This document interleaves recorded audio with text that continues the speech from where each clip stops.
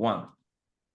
Hello and welcome to the Breaking Free podcast. I'm your host, Nathan Francis, and today, for the second time, I'm very grateful and very humbled to be joined by Sandy Forster. I say second time because we've had internet dramas for the last couple of hours, but we're here now. We're doing it again. So Sandy is an author. She's a speaker. She has the book How to Be Wildly Wealthy Fast. It has been translated through 11 languages and it's been banned as well because it was so empowering. I've read the book in the last couple of months and it's changed my mindset around money and around wealth. Sandy's done so much. There's a whole list of things here, from Oprah to Oprah's Aussie Secret. She loves inspiring and empowering women to break through their blocks, attract abundance, and experience time and money freedom to do the things that make their hearts sing. I love that message. Sandy, welcome to my show today. How are you going? And let's get stuck into what's going on with people's mindset around money and how can the average Joe change their mindset around money to attract abundance? Good question. And thank you for having me, Nathan. I really appreciate it. I love to spread the word about how to create abundance in your life. I think for most people, the problem is they actually don't understand how easy it is to create abundance. They're out there doing. They're taking all the actions. They're busy, whether that's in a business, whether that's in a job. But the bottom line is it all comes down to your mindset. And I discovered that myself because I was $100,000 in debt and on welfare. I was getting it's about $15,000 a year from the government to survive, which you can't survive on that. So basically I was going backwards financially every year. And I discovered the law of attraction. I discovered neuroscience. I discovered that it didn't matter what your past circumstances were, what your education was, your age was, didn't matter any of that. It just comes down to what you think about, what you focus on, where you put your energy, what actions you're taking. And when you align all of those things, magic can happen. So as I said, I love teaching people that when you change your mindset, your entire world can change. And you're a testament to that too. As you said, you're $100,000 in debt, which you're very open about in your book as well. And not a lot of people are very open about money. It's not something that people generally talk about out there in the world either, is it? It's embarrassing. Like because I think the problem is most people think the rest of the world has their act together when it comes to money. But I think it's a dirty little secret that most people actually don't.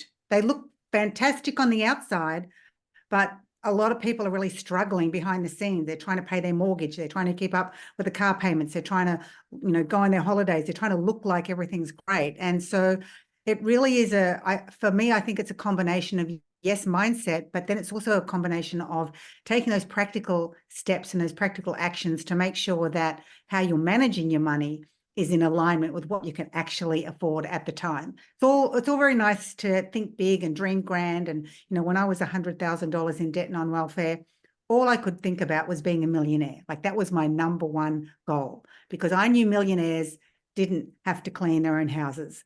And it's one thing I hate doing, it's cleaning. So I just wanted to be a millionaire to get someone into my house to clean.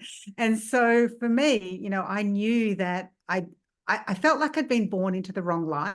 Not that I'm an extravagant person. The things I love are having a nice house and being able to travel and having choices and just being able to do what you want to do when you want to do it. To me, that's bliss.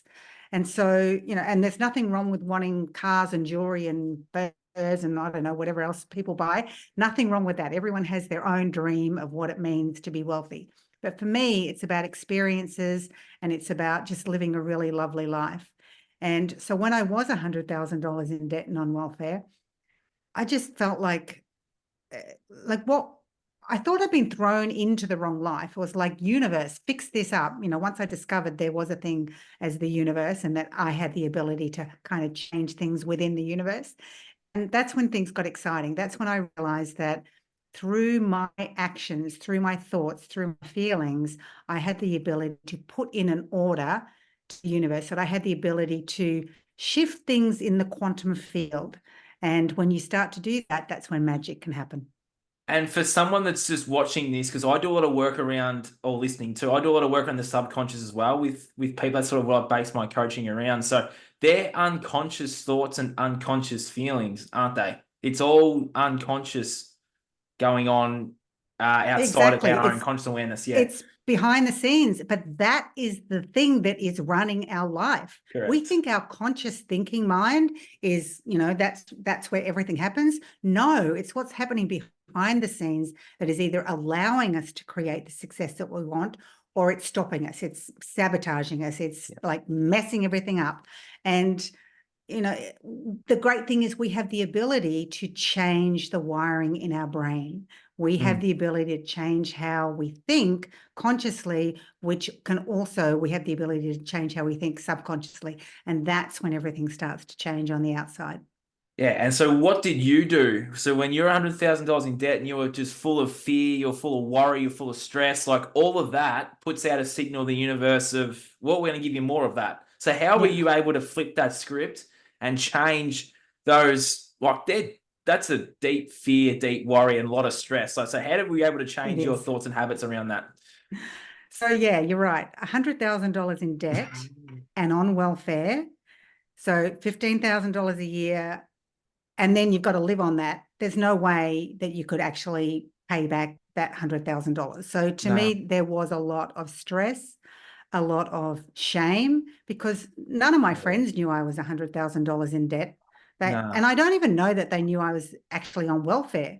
Like, it was just the most embarrassing thing to be someone like a normal adult, but not being able to actually cope financially. It was just, oh, it was the pits. Yeah. And I was very stressed. I say at that time I was a real crummy mummy. I had a very short fuse. I used to yell at my kids. And for me, I think that's the driving force now. I love the fact that I can transform other people's lives so that they can be the best they can be, and obviously the best parent they can be, and live the best life they can live. So for me, once I discovered the law of attraction, because I was always very much into positive thinking. I loved thinking positively, but that's kind of all I knew. It's like, don't think negative, think positive. So whilst I loved the idea of thinking positive, I think I was a very negative person, because I remember having a swimwear store. I would design and manufacture swimwear here on the Sunshine Coast. That's how I got up to be $100,000 in debt. And because I really wasn't a business person, I don't even know why I started. I think I just liked the sewing aspect and buying nice colored lycra. But for me, what happened was I was in that place where I was really struggling. I was $100,000 in debt. I decided that I wanted to do something different. I discovered the law of attraction, and that took positive thinking to a whole new level. Suddenly I realized, because I not only discovered the law of attraction, I understood that there was a science behind it. And I think a lot of people, when they maybe first discover the law of attraction, they hear about it, they just think it's some woo-woo concept. It's just some, some hippie, new age, fun thing. But there is actually a science behind it. And I was actually on a call. It was on something, not Telegram. It was some platform where there was these quantum scientists actually having a discussion. And I jumped in on that call because I'm thinking, oh my gosh, this is going to be amazing. They're going to talk about law of attraction and blah, blah, blah. And literally everything they said went straight over my head. Like, they were absolute scientists that talked like in a different language. But at one stage, one guy said something that just made my heart sing. He said, we live in a really, really exciting time, because science and the metaphysical is finally merging, and it's actually meeting, and we're able to quantify things about the metaphysical with science. And I was like, yay. But so for me, when I first discovered the law of attraction, it was like, oh my gosh, we actually have the ability to create our life based on how we think and how we feel. So I decided, I mean, when you think about it, I'm $100,000 in debt and on welfare, and I can focus on what that is like, and focus on the struggle that I had every day, and focus on how I'd have to say no to my kids for everything they asked, whether it was to have tuck shop at school or whether it was to have an ice cream when we were out shopping. Like, it was always a no for everything because it just had no money. So I had the choice to focus on that or focus on what I really wanted. So it was beyond just positively thinking. It was about focusing on how I would like my life to be. So I did exactly that. It was like, how did I want my life to be? I wanted to have a beautiful house that I owned, that people couldn't put the rent up for, or couldn't kick me out, or couldn't say, no, you can't paint that wall. I wanted to have a car that actually drove and didn't leak so much that when it rained, a plant would grow in the back of it. I wanted to be able to travel. Like, I just love traveling. I just wanted freedom and choices. And so I started to focus on that. And so for me, I love getting lost in that. It's make-believe, but you're actually making it. So it might seem make-believe, but you are creating it. So I love getting lost in that world. I love thinking about my house and my new car and the places I would travel. And so I spent a lot of time visualizing. I did affirmations. I created so many different processes. That's actually why I wrote How to Be Wildly Wealthy Fast, because there were so many different things that I created and did that worked for me. I wanted to share them with everyone. But I just constantly did something every single day, and not just once. Like, I didn't do it for 2 minutes in the morning and then the rest of the day focus on how I was $100,000 in debt. I would do something. For instance, I had this kind of office works book that had plastic sleeves in it. And in every page, I created something. I had an affirmation on one page, then I had a picture of me surrounded by money on another page, and I had a abundance declaration on the next page. And so what I would do is I would put it on my kitchen bench. And every time I walked past that, I would open it up and do what was on that page. So instead of having to put aside hours of the day, having to meditate and journal and, do all these different things, just throughout the day for a minute or two, I was always doing something. When I got up to have a drink of water, walk past it, flick it open, do what's on that page. When I got up to hang out the washing, walk past it, flick it over, do on the next page. When I came back in from hanging out the washing, walk past, flick it over, do the next page. So I was always doing something that started to retrain and rewire my mind to focus on the abundance that I truly wanted, to focus on the prosperity, to focus on that life that was so different from what I was living, but just felt so exciting. And so it felt so doable and possible, even though I had no clue how it would happen. It just felt amazing thinking about it. So obviously, thinking about how my life was, $100,000 in debt, thinking about how I wanted my life to be, this amazing experience, I was always focusing on how I want it to be. And I think for me, that's what made the difference, because a lot of people learn the law of attraction. They learn about abundance. They learn about, all the different processes, and they do a quick visualization in the morning, and that's it for the rest of the day. And then they're just thinking about how bad their life is, or how crap their job is, or how they hate their spouse. Like, they just don't put enough energy in it. And it's like anything. If you wanted to lose weight, you wouldn't eat a healthy breakfast and then eat crap the rest of the day, because it's not going to work. So it's the same with manifesting money. You've got to just consistently be kind of being aware of what your thoughts are, where your feelings are, and what actions you're taking. And when you align all of them, again, that's when the magic happens. It's so true. And and all of that is in your book, and you were really open and honest about that. Even like your parenting too. Like, you even said in that book, you're like, yep, I said no to, and then you would be like, oh, I felt like in one part of the book, you're like, I felt my daughter's sadness of me saying no all the time. Like, you were really open and honest in that book. So not many people are about money, which is why I was so drawn to that book, because you were an open book in that book. Yeah. Yeah. And it's Well, so the thing true. is, if Yeah. you only show the shiny, glitzy, look what I've done side of Yeah. it, then people think, because people know their own shadows, they know their own mistakes, their own flaws, and then they look at everyone else being glitzy and fabulous, like, social media, and then they think there's something wrong with them. But in actual fact, everyone's got crap going on, and everyone's, got some area that they're struggling in. And if I was able to share all the bad stuff that happened, and how I turn that around and how you can turn it around too, then I feel like my job's done. So that's why I love to share the good, the bad, and the ugly. Yeah, that's awesome. It's really inspiring.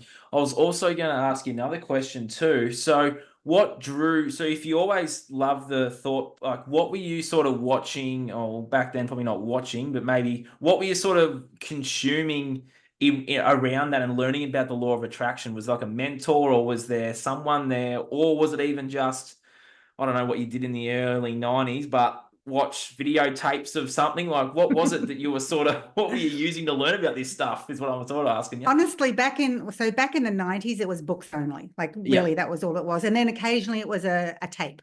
Yep. So it was like a Wayne Dyer tape or something like that. And in the late 90s, I went to a meditation retreat and That's learned how to right. Yep. meditate for the first time. And that was primordial sound meditation with someone who'd been trained by Deepak Chopra. And I've been trained in that myself now. Oh, And cool. so, yeah. And I love meditation because whilst I tell everyone that the law of attraction is what transformed my life, I came to realize that meditation was a massive part of that, because meditation is kind of like, I kind of like to give people the picture. There's you here on the planet and out there in the universe, even though it's not like this, but out there in the universe, there's a pipe between you and the universe.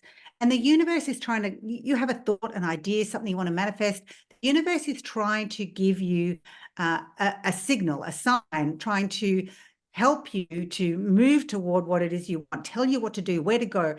And what happens is with that pipe is clogged. It's got kinks in it. It's full of gunk. And I always say meditation is like the pipe cleaner. If Yeah. you can learn to meditate, that cleans out the pipe, and then you're able to actually get guidance. And I'm not saying, there's a voice booming down from the heavens saying, Sandy, go and do this. It's just that you get an inkling of Yeah, you something you do. should do. And it's stronger if you are meditating, because meditating really clears that static out between you and the universe. And so meditation, back then I was meditating every day. And I guess the biggest change for me was when I actually discovered the law of attraction. And that was simply by what happened. I hated my life. I was I was divorced. I had 2 kids. I was $100,000 in debt and on welfare. I was really struggling. And I came across an ad in the paper. It was just this tiny little, like 1 inch by 1 inch, 2.5 centimeter ad that had a couple of words that just completely jumped off the page at me. One of the words was personal development. Well, that's 2 words. No, it's 1 word. Yes. 1 word. Personal. Oh no, it's 2 words. Personal development. Yeah. So personal development. The other word was money. Ching. And the other was, well, this is more than 3 words. The other was strong work ethic. Yep. And I was like, I love personal development. I love money. I can work hard. And so I looked into it, and that was a course on the law of attraction. So I was actually promoting a course on the law of attraction. And that was when my mind was completely blown. That was when it was like, oh my gosh, this is not only something that I could get my teeth into, because I love personal development, but this is a thing, law of attraction. And then the bonus of that was I was actually marketing that course and making money. So I loved that whole thing. So being able to make money from doing something I loved, that really gave me the first taste of being able to make really good money and just loving what I was doing. And I remember going to a seminar for that business, and we had to write down, if we were going to be successful, you had to write down what you would do during your day. Like what would be your ideal day? Like if you could create your ideal day, what would it be?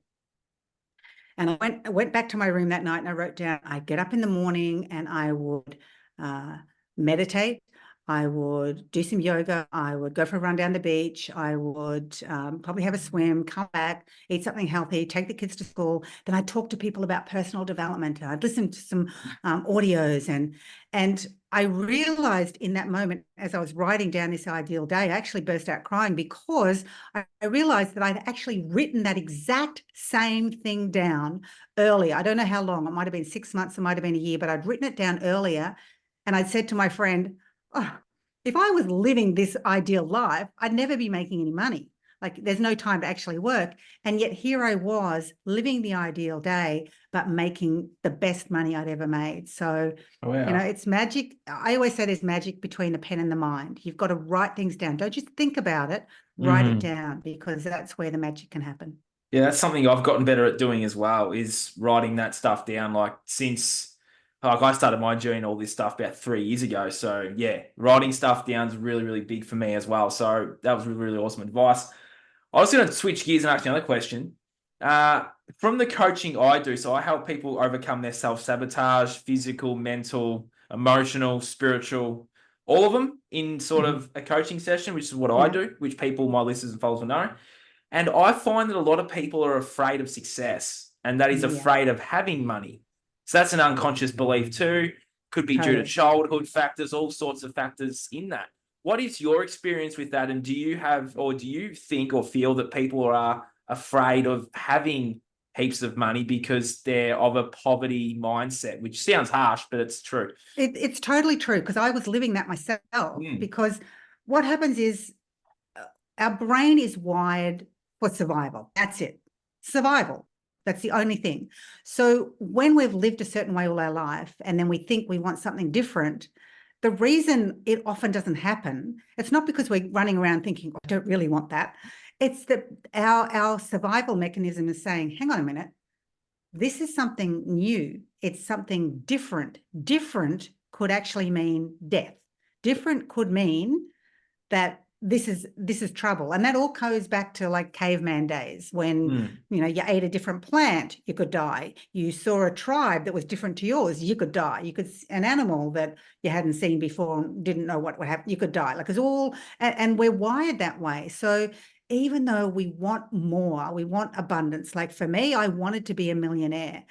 But when I started to actually manifest money, all these things started to happen. Like I can't remember the exact things, but things like my washing machine broke down and my dishwasher blew up and a molar cracked in half and cost me thousands to fix. Like all these different things happened that even though I started to make more, it was all going out again. And it wasn't at a conscious level. I was saying, oh, I've got more money. Let's get rid of it all. Subconsciously, my entire being was going, this is new. We're not used to this. We've got to kind of fix the equilibrium here. Let's move this out of your life. So for anyone that wants more and is struggling to get it and can't understand why, again, it comes back to working on your mindset over and over. Because I found for me, the thing that was stopping me from creating more abundance in my life was the fact that it kind of goes back to when I was at school. I think it was in grade 1 or 2. And this incident happened with gingerbread men, taking them to school, or no, going to school, the teacher saying something about who wants to take these gingerbread men home and cook them, put my hand up, took them home, came back the next day, and the teacher freaked out because we were supposed to cook them and bring them back for the class, and I didn't. I thought we were supposed to eat them, and my family ate them, and we all thought we were supposed to eat them. Anyway, she got me in the corner. She smacked me, and I was so shy. So I'm suddenly highlighted in front of the class. I was crying my eyes out. I was just beside myself because I was a good girl, and suddenly I'd done something really bad. So she sent me home. I had to walk home by myself, which I'd never done before, with a note for my mum, and mum had to go out and buy all these gingerbread men. But basically what had happened was I had been wired in that moment very, very strongly that, you know what? It's not safe to have more. It's not safe to have more than your share. It'll just, not only will it be taken away from you, but you could be in major trouble. So for many years, I never realized that. it didn't really come up, but it wasn't until probably, in the last 10 years, even after I had created my wealth, it started to dawn on me, because I was still having things happening now and again that I would sabotage. A big opportunity would come and I'd completely cut it down, and I just couldn't understand what was happening. And I realized that was the thing. So everyone's got something that they've experienced when they're young. It could be something as little as you're going through the checkout with your mum and you're a little boy and you say, oh, I love that little car. Well, it could be a little girl, but anyway, let's say it's a little boy who sees a little car and says, oh, can I have that car, mum? She says, no. And you don't realize it's because mum doesn't have enough money to pay the phone bill that week. You just think you're not worthy. You're not worth getting a car for. And those little things can just honestly shape how you live and create and manifest abundance the rest of your life. The thing is, you don't have to figure out what the thing was. All right. You don't have to figure out what it was to be able to overwrite it. You just have to continue to do the work around changing your mindset, building those subconscious beliefs. Because if you do it at a logical level and a conscious level often enough, that's when it starts to rewrite subconsciously. So as long as you're doing it often enough, you'll overwrite that past trauma, no matter how big or how small it was when it comes to money. And Yeah, that's it's the like key. yeah, it's like going to the gym. I say to people in the content I create, it's like going to the gym and you're not gonna get a bigger body by just going there, once and then just doing like bicep curls. Like you're gonna do it repeatedly over an extended period of time, and then you'll build that strength. It's the same with your And mind. then you've got to keep going regularly anyway. It's not like once you've got the body, that's it. Just like once you manifest the money, oh, that's it. I'm not going to have to think about. You still have to consistently be that person that likes to focus on what you want, thinks about more, because the bottom line is we're on this planet for growth. Like Correct. we came here to grow. So it's not like you have a goal, you reach that goal, and now I'm done. I'm set. That's it. It's always about growth. It's always about, what else can I create? It doesn't have to be material things, but it is about you growing as a person and and it could be about material things. It doesn't matter, but it is all about growth, whether it's personally, materially, spiritually, emotionally. It's all about growth. 100%. Totally agree with that so much. Next question I had for you too. So, what are some simple, or you've already given some techniques actually, visualization, meditation. So for someone that's created their wealth, actually, this is a good question that's came to me then. For someone that's created their wealth, you said about, well, then still going to that mental gym and still doing the work. So do you still do those, like you walk past the kitchen, you got the visualization affirmation sitting there or what? I've moved beyond that. No. So it's like anything. Okay. Let me give you the analogy of you're overweight, you want to get fit, you go to the gym, you start eating healthy, you have to think about everything. You've got to write down the calories and the kilojoules and count it all up. And it's all very, but then you get to a point where it just becomes your life. You just naturally start to make better choices and you naturally move your body more. And it doesn't mean you don't go off the rails and eat a packet of Tim Tams and just do Tim Tam slams all day long, now and again, which I do. but you do, the majority of the time you're doing the right thing. So therefore the body is staying pretty good. It's the same with manifesting money. So at the start, you've got to be more mindful of what you're thinking, more mindful of how you're feeling, more mindful of the actions you're taking. But over time, I've created tens of millions of dollars and I don't have the book on the kitchen table anymore and flick through that all the time, but I meditate every single morning. I always, on the way I walk along the beach every morning. I love walking at sunrise. So I listen to affirmations as I go along there. I listen. I've got probably a million voice memos in my phone, which I listen to all the time as I'm walking. And for instance, one of the things I'm doing at the moment, there's a place here on the coast called Aussie Quantum Healing.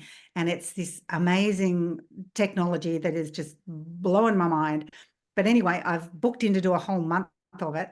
And sessions go for 2 hours. And I listen to guided visualizations the whole time. And I do my own visualizations and I do all sorts of things. So I do it because I love it. Like I still get the same thrill from saying affirmations and doing visualizations as I did when I first started. I love thinking about what I'm going to create next and what I'm going to do and what I'm going to have and where I'm going to go. And so for me, yep, it's an ongoing thing. No longer the book on the table, but definitely an ongoing thing. Yeah, that's awesome. And that's the thing too, is once you step into loving what you do and what you can create using that imagination and it's so refreshing to hear someone else say it that's sort of got the life that they want, but they're still wanting to create more and more things and more opportunities and more. Yeah, that's awesome. Yeah, that was really cool. Yeah, thank you for sharing that. That's okay. Yeah, so for you, what are some other things? So, what are some simple tips for someone out there now that can sort of start that journey towards more abundance? What's something that they can start doing? Okay, so I think the very first thing you have to do is you have to get clear on what you want. Yeah. So what do you want? You know, people say, well, I want more money. Brilliant. You know, walk down the road one day and you'll find 5 cents laying on the footpath. That's more money, but it's probably not what you had in mind. So get really, really clear on what it is that you want. And when I say get clear, it should like excite you. Like it should make you kind of get butterflies in your tummy. Like you should feel like, oh, this is fun. You don't want it to be so big that it scares the pants off you, because if it really scares you, that's not the right energy to put out into the universe, put out into the quantum field, okay? Because your thoughts send the signal out into the quantum field, and your feelings, your emotions, your energy attracts it back to you. So if you're thinking about, let's just take money for an example. So let's say you wanted an extra, in the next 6 months, you would love to manifest an extra out of the blue $20,000. Ooh. So if you thought about that and you felt really excited and you thought about all the things you would do with that money and how you would feel when you had that money, and you got really excited, then that's a great number to focus on. If you thought about that $20,000 and it kind of freaked you out and you just felt like, oh my gosh, if I had that money, I'd probably blow it, or someone had asked for that money from me, or whatever reason, it just means you're so far away from energetically being aligned with that amount. Bring it back a little bit. Because the cool thing about manifesting is you can start small and you can just build and build and build and build and build. But when you start too big and your brain just says that is not going to happen, then it won't happen. Okay. So just focus on, get clear on what you want. And then you've got to align your body, mind, and spirit. That's the part that most people miss. So they know they've got to think about it.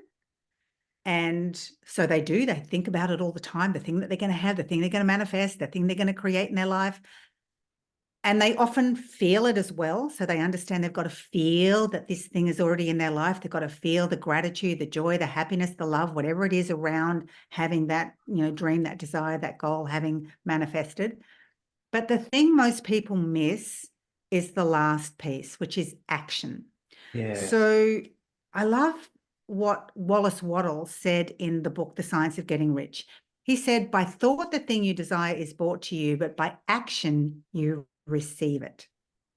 So thinking about what it is that you want puts the order out into the quantum field.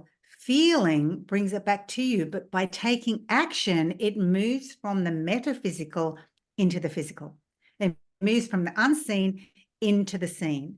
It moves from a wave in science into a particle, an actual thing in real life.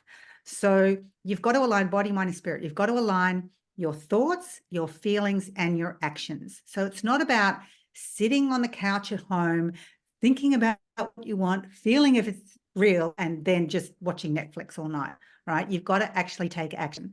And when you do those three things, when you align body, mind, and spirit, that's when the magic happens. It's all about taking that inspired action. And not every action you take is going to be the right action. You know, I've taken many actions that have been total disasters, but I still continue to take action. And some of them have just been mind-blowingly good. Yeah. And do you feel like, I know for me, I've had to learn patience as well, because some people will do this for a month or two, and I've met them, you've met them, and I'll look around, that's not here, so they just give up and stop. Like, Yeah, it's also a game of patience as well. I it think you'd is. agree. Yeah. And I think the biggest problem at the moment is like when I learned law of attraction, and I'm talking like what, 24, 25 years ago, I like people weren't talking about it then. People didn't like know anything about it. If you talked about the law of attraction, they thought it was all about dating. So so I think what happened is back then, because it was so new, I didn't expect something to happen overnight. But I think because everyone knows a lot more about it now, and there's so many stories about, I did this and the next day that happened. It's like people are thinking that it's going to happen so quick. And when it doesn't happen in the first week, the first month, the first 6 months, it's like, oh, but you're right. It is about patience and it's about persistence. And you've got to have a dream that's so big and so strong and gets you so excited that you're willing to continue to do what it takes to make it happen. Because otherwise you will just go, oh, I wanted that money and it didn't happen, so it doesn't work. You've really got to have patience and understand too that sometimes the dream, the desire, the goal, the wish that you have for yourself, it doesn't come in the way you think, and it doesn't happen the way you think, because the universe has something bigger and better in store for you. So I remember when I was $100,000 in debt, and I found these things called slim slippers. So these tiny little slippers that were based on magnet therapy and reflexology, and you wore them and your heel hung over the end, and that whole thing, as well as the magnets and everything, did something to your chakras and realigned your energy, and you actually lost weight. So they were a real thing. You lost weight. I got them. I didn't do any extra exercise, did nothing, walked around the house with them and lost weight. It was great. So I thought, oh my gosh, I'm going to import these from China and I'm going to sell 1 million of them and I'm going to be a billionaire. And so I contacted the people in charge and I built my own website and I contacted the TV station and said, I've got these things. And so they said, let's do a story. Anyway, they did this. Oh my God, I'm so glad I'm so glad hardly anyone saw it, because here's me in my gym gear wearing my slim slippers. Anyway, they said story's going to go to air on, I think it was Wednesday, and then something happened and it didn't, and they said, oh, it'll go to air on Friday, and it didn't happen, and then they said it's definitely going to air on Monday. And believe me, you will be inundated, because people are obsessed with money, love, and weight. So you will sell so many of these. Like, yay. So Monday comes. I was so excited it was going to happen. But what had happened over the weekend was the Bali bombings, the first Bali bombings. And they had the story about the Bali bombings in the news. Then they had my little segment, and then they had an hour-long thing about the Bali bombings. And no one was interested in my slim slippers. No one cared at all about the slim slippers. I think I got 6 phone calls, and that was it. And they told me, I'd be like thousands. So I was devastated. I was like, oh my gosh, like this was it. And anyway, sad story. But I also knew in that moment that maybe there was something else happening. And I'm so glad that didn't happen the way I wanted it. That, like, I could imagine I'd still be sitting there sending these slim slippers out to everyone, getting phone calls every day about them. They're not big enough. My heel hangs over the edge. Oh, I can just imagine it. So that never happened. It didn't happen. But what happened very shortly afterwards was when I discovered the law of attraction and when things started to change. And I wouldn't have gone down the path that I've now ended up. And I wouldn't have written a bestseller. I wouldn't have changed thousands of lives around the world. I wouldn't have started. I've got a life coach training academy where I train people to be internationally certified law of attraction coaches. I wouldn't have had all that. I wouldn't have transformed lives. I wouldn't be part of, I don't know if anyone knows Jack Canfield, who wrote the Chicken Soup for the Soul books. He's got a sort of an exclusive group where it's invite only for sort of the top personal development teachers, authors, leaders around the world. I wouldn't be part of that group. Like, I wouldn't be doing all the amazing things I'm doing if Slim Slippers had worked. But at the time, it seemed like the biggest disaster to ever happen in my life. It was like the last lifeline, and it just self-imploded. And I was so selfish. Like, instead of being really worried about all the people and the Bali bombings, I was worried about me. Like, it was ridiculous. Yeah. But I look back now and think, thank God that didn't happen the way I wanted to, because look at my life now. So I always say to people, when things don't work out, do a happy dance. because it just means the universe has something bigger and better in store for you and you don't know what it is. Just like when people are in relationships and the other person is really, they just don't seem to be the person that they used to be and things are really bad and you're hanging on for dear life.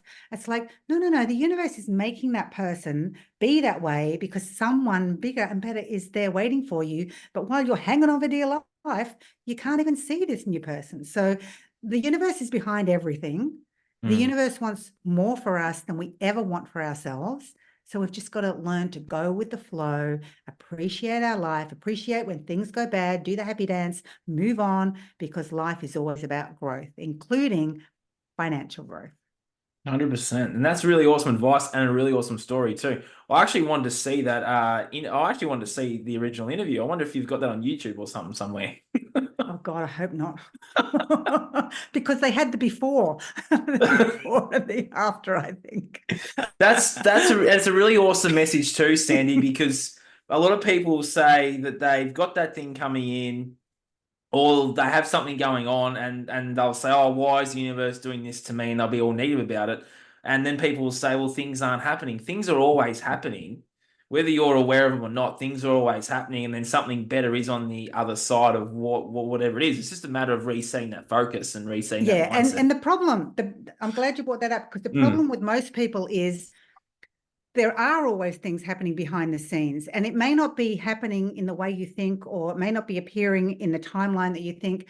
But when you start to complain and start to think it's not happening Yeah. and what's going wrong and why me, in that moment, you actually push it away.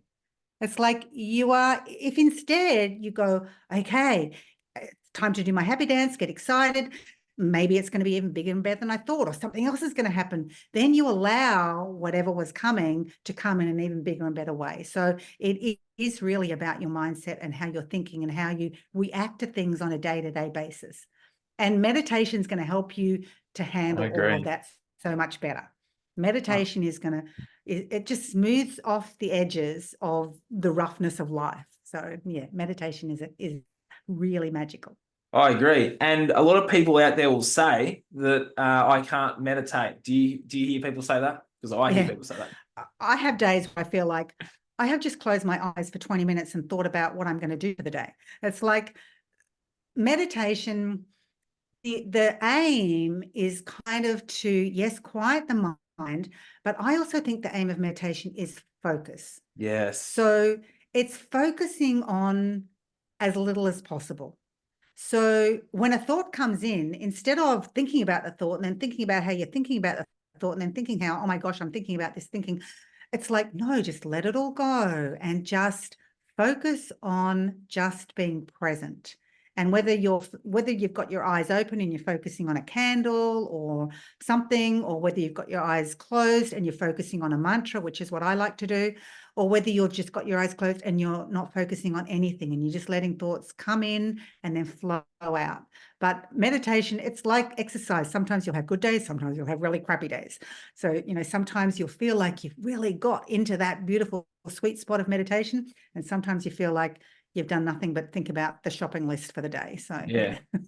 I spent while having tech trouble a couple of hours ago, I spent a bit of time out in the sun. Like even something like that can be meditating. It doesn't have to be laying down or like even just going for a walk along the it doesn't have beach to be like in the we lotus do. position, fingers like this. It's just it can just simply be and I think the beauty of this time that we live in is everyone's becoming so much more aware. Like people talk about mindfulness. Mindfulness and meditation are very much intertwined. When you're mindful and you're present in the moment, that is a form of meditation. Correct. That is learning how to focus, and that focus is what then allows, as I said before, that it's like the pipe cleaner between you and the universe. It just gets clearer and the static all gets removed and you get an idea or a thought or inspiration to do something. I always say you get inspired ideas, and some of my inspired ideas have made me millions of dollars just from coming up with a simple idea. I remember when The Secret first came out, and we couldn't buy it here in Australia for whatever reason. I think there was an agreement between the producers of The Secret and the people who backed it, and they weren't allowed to sell it in Australia. until it aired on TV. And I had seen this trailer that went for, I don't know, a minute or two. It didn't even say anything about the law of attraction, but I saw the trailer and thought, oh my gosh, this has got something to do with what I do. I just feel it. I know it. I want to be able to watch the movie. Anyway, I ended up got an idea to send an email to the secret people. And I sent the email and I said, I think what you're doing is amazing. I think it's going to transform lives. I love what you're doing. I want to send you a gift. And I get an email back from Rhonda Byrne, who's the producer of The Secret. And she was living in America at the time. She said, I don't know how it happened, but I got your email. We get thousands of emails come, but I never get any. But somehow I got your email. I would love a gift. So I bundled up my book, and I had a program, which I still have the program, but it's no longer the folder with the CDs in the plastic sleeves and all the printed, stuff. Bundled that off to her. And then she contacted me and said, did you watch The Secret and then write your book and do your program? I said, no, I haven't even seen The Secret. So she shipped me over a copy, and I had a secret party at my house, and we all watched The Secret. And I contacted her and said, why can't you sell it in Australia? You've got to sell it in Australia. She was like, we can't, we're not allowed to. I said, well, why can't someone else sell it in Australia? She said, they can. And I said, well, can an American company bring it into Australia? She said, sure. I said, I own an American company. I'll do it. And I made like $3 million in, I don't know, 7 or 8 months, just from an idea, taking action, having an inspired idea, send them an email. There was no, I'm going to see how I can make money. It was just like, I want to thank them. I'm going to thank them for bringing out this movie that I haven't even seen. I just feel like it's really good. So I had an inspired idea from that email. We had that connection, sent them a gift, came back to me. And actually they ended up, believe it or not, filming me for The Secret, which you didn't ever see because I didn't appear in it, because they'd already created the movie. There was someone in there they had to take out. They filmed me to fill her place, but my energy is a bit high compared to the person that was in there, so it didn't really flow. But the bottom line was I was able to import The Secret, sell the movie to thousands of people around Australia, transform so many lives, but make a whole lot of money at the same time. So. And that was from one little inspired idea that wasn't even to do with making money. It was just to say thank you to someone. So you've got to act on your ideas. Some of them are great, some of them, not so great, but you'll never know unless you take action. Exactly. And it's so true that I got, my biggest lesson was putting something on a vision board, right? And having the timeline. And then it was unrealistic because it gets to that time, be like, shit, where is it? It's like, so then I got better at, my brother and I moved up to the Sunshine Coast in the last 12 months. We had that on our vision board like 12 months prior or 2 years prior, but we never had a time frame, and it happened. So me, my lesson was time frames can be good, but they can also be make you too stressed. Yeah, you get attached. You've got to work out. Yeah, if you get too attached to the timeline, then like you say, where is it? Where is it? What's happening? It's getting close. Oh my God. So sometimes timelines aren't great, but sometimes they actually force you to take more action. So it just depends on how you navigate the whole timeline thing. I like to put a time on something. Otherwise, I think, well, the universe might get lazy and give it to me in 5 years. I want it now. So what would be a realistic time frame for someone that's starting that creation journey, and then for someone that's already got it? And what would be a realistic time frame for probably both sets of parties? Well, it depends what they're manifesting. They want to manifest $5,000. They want to manifest $5 million. Like, the bottom line is both of them can be manifested like that. Yeah. Like, they can. It comes down to the person, because the universe has a gazillion ways it can bring you what it is you desire. But it comes down to the person. It comes down to their entire history about how they've thought about money or manifesting and where their mindset is. It comes down to what they're experiencing right now. So that's like saying how long's a piece of string. But the bottom line is, if you are consistently, like if you're really clear on what you want, you're consistently focusing on it, you're consistently feeling as if it's already in your life, and you're feeling the feelings that you would feel as if it already had manifested, and you're taking consistent action, then you'll start to see signs along the way that it's happening. You'll start to experience things that may seem insignificant, but it's actually the universe telling you you're on the way. And let me give you an example. When I was still struggling, and I had a friend say that they were going to come up from Brisbane and we were going to go to the money markets together. Oh, awesome and market. Great market. Yeah. I had no money, but I wanted to go to the markets, and so I thought, okay, I'll go and I'll buy a mango or two, because I love mangoes, but they're so expensive, so I'll just buy 1 or 2 mangoes and that'll be all I spend.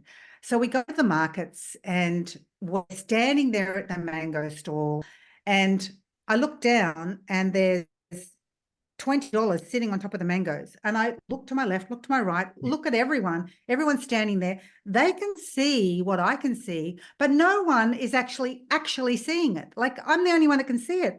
And so I bent down, picked it up, and I just kind of held it in front of me in case anyone said, oh, whoops, I dropped that. No one said anything. And I was like, thank you, universe. $20 then seemed like, 2 million. Yeah. I was so broke.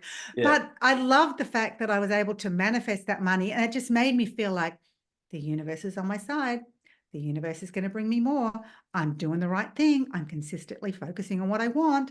Thank you, universe. So, you may not manifest the big thing out of the blue, but there'll be little signs. And the idea, if you're being mindful, you're being present, and you're being aware, then you'll notice those little signs. You'll notice those things that happen. That is basically the universe saying, it's on the way. It's coming.